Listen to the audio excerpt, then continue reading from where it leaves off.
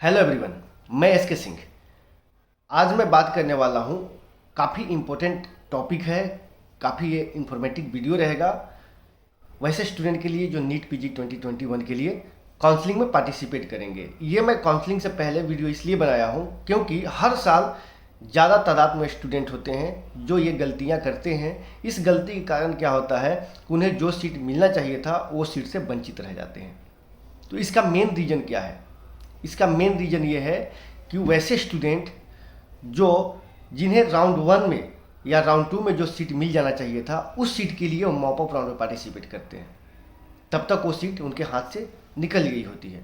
और वैसे स्टूडेंट जिन्हें किसी पार्टिकुलर स्टेट में राउंड 1 में सीट मिलना चाहिए था वहाँ पे मॉप अप में पार्टिसिपेट करते हैं। या फिर वैसे स्टूडेंट जिनको मॉप अप में सीट मिलना चाहिए था उस स्टेट में सिर्फ राउंड 1 ही करके लेफ्ट आउट हो जाते हैं। तो इस कंडीशन में उनको कहीं ना कहीं सीट नहीं मिलता है। दूसरा एक और कंडीशन है चॉइस फिलिंग। कुछ ऐसे स्टूडेंट होते हैं जिस कॉलेज को उन्हें राउंड 1 में चॉइस करना चाहिए था उसको मॉप अप में चॉइस करते हैं। तो ये बहुत सारे कंडीशन है।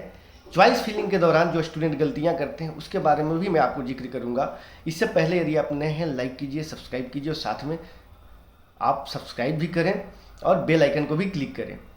और चाहे तो आप पेड काउंसलिंग के लिए दिए हुए नंबर पर कॉल कर सकते हैं या फिर इंक्वायरी चाहिए इसके लिए भी आप कॉल कर सकते हैं। हमारे यहाँ पेड सर्विसेज है, जब चाहे तब कॉल करके आप सर्विसेज अवेल कर सकते हैं। तो चॉइस फिलिंग के दौरान क्या क्या गलती करते हैं? चॉइस फिलिंग के दौरान बस माइंड में सभी कैंडिडेट को, सभी स्टूडेंट को, सभी पेरेंट्स को एक ही चीज़ घूमते रहता है। क्या घूमते रहता है?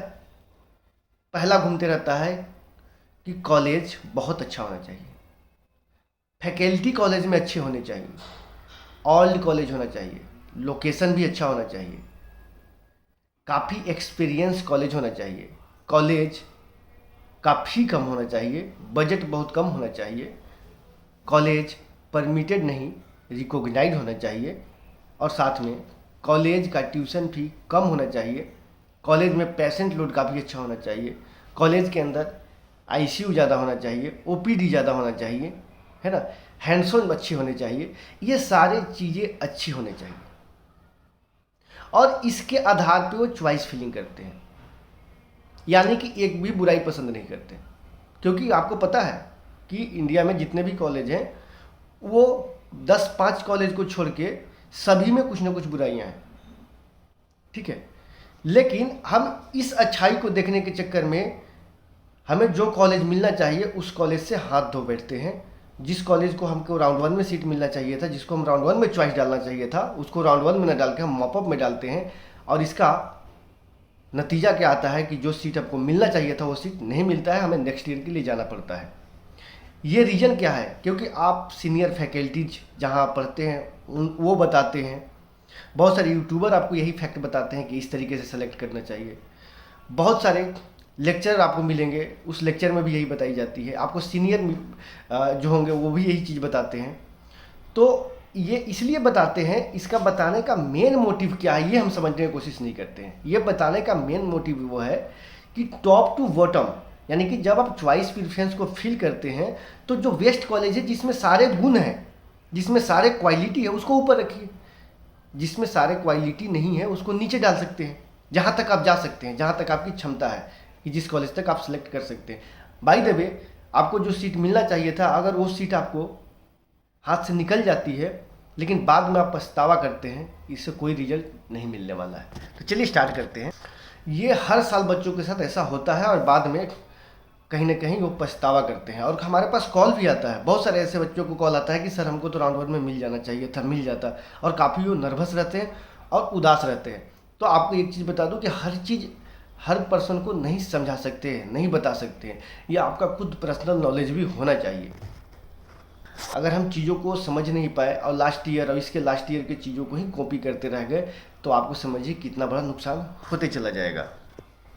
जब हम एक एग्जांपल लेते हैं, जब हम कहीं पे कोई फ्लैट लेने जाते हैं, परचेज करने जाते हैं, या कोई प्लॉट परचेज करने जाते हैं, तो उस समय हम ये देखते हैं कि लोकेशन अच्छा होना चाहिए, ठीक है। ये रोड के जो सड़क है, रोड है, इसके साइड में होना चाहिए, ठीक है। हर एक चीज़ को हम मैच कराते हैं। यहाँ पे जो मतलब यातायात का सुविधा काफ़ी अच्छा होना चाहिए। यहाँ पे एयरपोर्ट होना चाहिए बगल में। यहाँ पे एयरपोर्ट में बस स्टैंड होना चाहिए बगल में, हमारे प्लॉट के बगल में या फिर फ्लैट के बगल में। बालकनी इस टाइप से होना चाहिए था, है ना। विंडो इस तरीके से होना चाहिए था, गेट ऐसा होना चाहिए था, किचन ऐसा होना चाहिए था।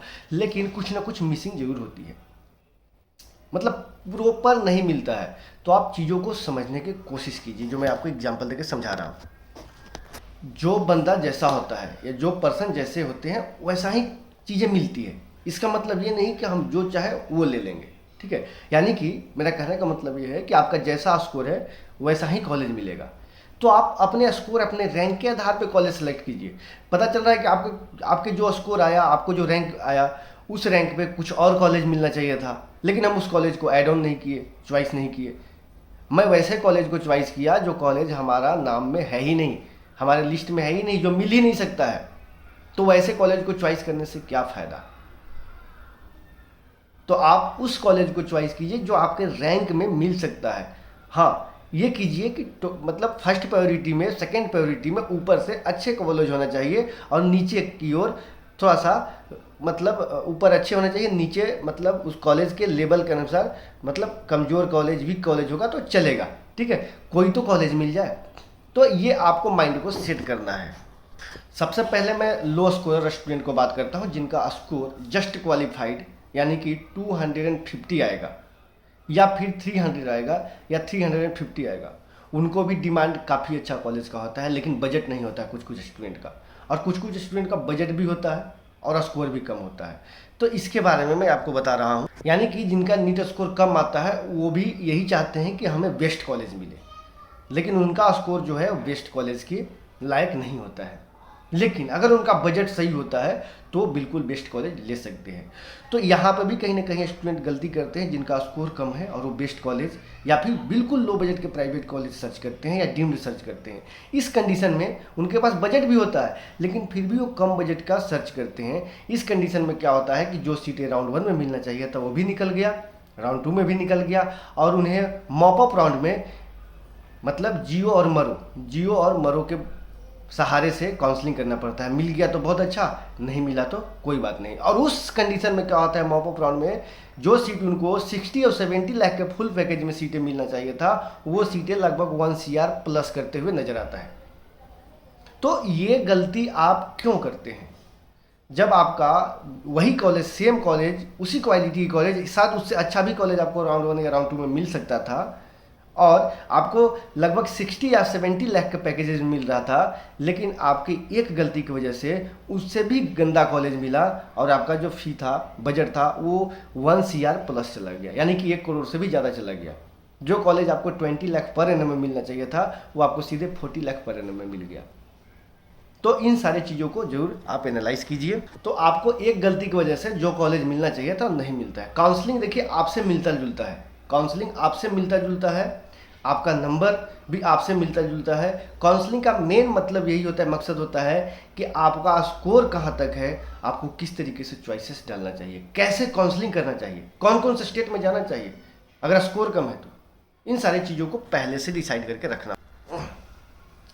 वैसे स्टूडेंट जो काफ़ी मेहनत किए, सुबह शाम दोपहर का कोई पता नहीं था, रात कब हो गया कोई पता नहीं था, कंटिन्यू मेहनत किया, जितने भी वजन थे वो अपने शोल्डर पे ले लिया, वैसे स्टूडेंट के लिए हमारे देश में बहुत सारे कंट्रोवर्सी चल रही थी, बहुत सारे लॉकडाउन के मतलब चली, आप लोगों को मालूम है, कोविड का आप लोग प्रकोप देखे।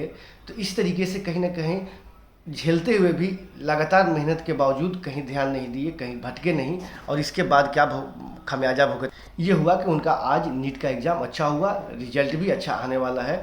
तो उनको कहीं ना कहीं, तो वैसे स्टूडेंट कहीं ना कहीं 550, 560, 570 टू 600 या 620, 640 जैसे स्कोर लाए। बहुत सारे स्टूडेंट को फ़ोन आता है जिनको 600 प्लस स्कोर आया है, ठीक है। तो वो कहीं ना कहीं वो मेहनत किए, सारे दुनिया को एक तरफ छोड़ दिए और अपने दुनिया को एक तरफ छोड़ दिए, और अच्छा मेहनत करके अच्छा स्कोर ले आए। एक होता है इमेजिनेशन करना, यानी कि ख्वाब देखना, सपना देखना। तो ये हर कोई देखते हैं कि ख्वाब में मेरे ये चीज़ होना चाहिए, लेकिन शायद वो जीवन में चल रहा जीवन में शायद वो चीज़ें नहीं होती है। तो इन सारी चीज़ों को समझिए, और सपना को सच करने के लिए उसके पार्ट बाद वाला जो पार्ट होता है ये काफ़ी डिफ़िकल्ट होता है, इसके लिए मेहनत करने पड़ते हैं। तो मेहनत क्या है, आपने एग्ज़ाम दिया, चलिए जो भी रिजल्ट आया, कुछ स्टूडेंट को बहुत अच्छा स्कोर आया, कुछ स्टूडेंट को अच्छा स्कोर नहीं आया, और कुछ स्टूडेंट को लगता है कि क्वालिफाई नहीं करेंगे। तो आपके पास अभी भी टाइम है। आप अगर ये जोश और जज्बा के साथ जो सपना आपने देखा है, उस सपने के लिए आप उस लेवल की मेहनत करते हैं तो आप भी अच्छा कॉलेज पा सकते हैं।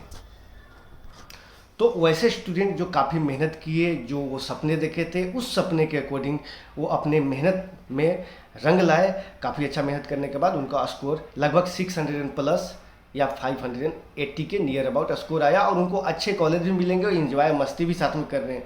लेकिन ऐसे स्टूडेंट जो कुछ नंबर की वजह से सीट नहीं मिल पाता है, जिनका नीट स्कोर गवर्नमेंट सीट मिलने से कुछ नंबर कम है, वो कहीं ना कहीं थोड़ा सा स्टडी में मिस्टेक किए होंगे, या फिर एग्ज़ाम देते समय हो सकता है वो नर्वस होंगे, जिसका कारण ये होता है कि स्कोर थोड़ा कम आ जाता है।